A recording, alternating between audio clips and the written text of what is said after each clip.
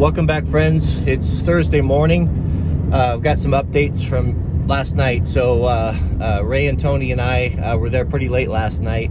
The humidity came up, the fire laid down, and a strike team moved in down below and was on that fire. So we felt comfortable to head out. So we loaded up, came back home, got a few hours sleep, and I got a call this morning from some family friends of ours that they have a 40-acre farm north of Sandy, Oregon, and unfortunately her husband has passed away this year, so she's widowed and by herself, and she's got that whole farm that the fire's moving towards. So Ray and I are splitting forces now. He dropped off the quad at his place and the fire tools, so I'm heading over there now. I'm going to pick that up on my trailer, and I've got a generator, and I'm going to be heading up to Sandy, Oregon, and Ray's heading back out to his dad's place. We got some really bad news this morning. Ray just called me and said the fire is 1/8 of a mile from his dad's house and coming up the hill, and he doesn't know if he's even going to be able to get there in time since it's about a 2-hour drive. So I don't know what's going to happen the rest of the day. So I got to go get that stuff. We're going to put a full perimeter sprinkler system around our friend's house and barn and make sure that we're prepped. Their power, of course, is out, and I brought the 5,000 generator that I'll tie into her well pump and make sure that we keep those sprinklers going. So it's going to be another busy day, maybe even busier than yesterday. Before I head out to Sandy, I stopped by my local irrigation supply store to get perimeter sprinklers. This is a pretty good way to go if you have or in the urban interface. I'd want to have at least 4 of these. You get these nice bases and get the ones that are pass-through and the solid brass impact sprinkler heads. What you can do is hook these in series and feed them from your garden hose or well pump or even a fire pump and keep everything wet. And then with the bases, you can move them around. So we'll get those set up and pre-positioned just in case.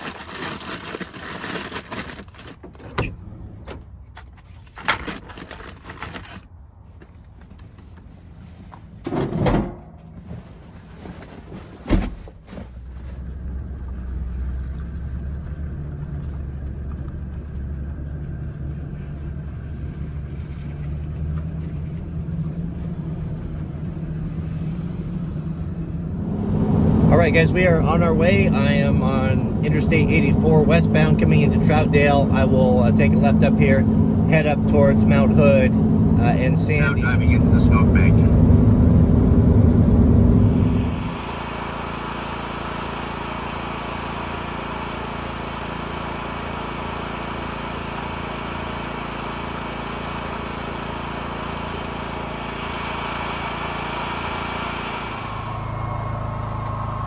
I've got the two 110 leads here connected up to the well pump.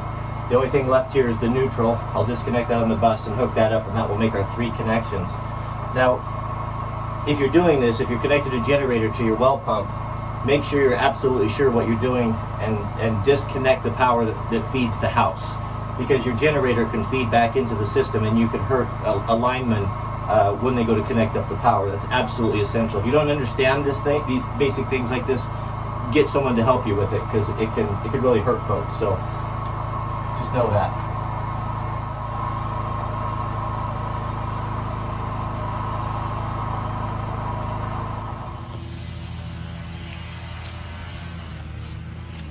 Got about 800 feet of toy hose. Toy hose is basically the same as garden hose, 3/4, but it's single jacketed wildland firefighting hose. I brought out half a dozen of these impact sprinkler heads. These are good quality solid brass commercial ones on these little pedestals that we can move around. These will do 360, or we can come 180 or whatever we want off the corner of a building. So we just have them stretched out here, and once we get the water on, then we'll place them so we get good overlapping coverage on the structures. Make sure our valves on. Looks like there's a little residual pressure in there from the pressure tank. This stuff kinks really bad, so you want to make sure you have it dressed properly. It might get wet here. don't think we have much pressure. Okay, so here you can see the perimeter. This is how it's done. This is how the Forest Service does it when they're protecting their historic buildings. I've saved more than a few buildings doing this. Typically, we'll also wrap them in a reflective material, but that stuff's pretty expensive and I don't have any of that. There's another one.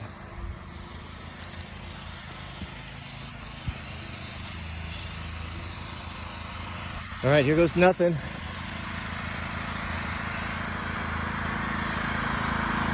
Sometimes I wish I would have went to electrician school.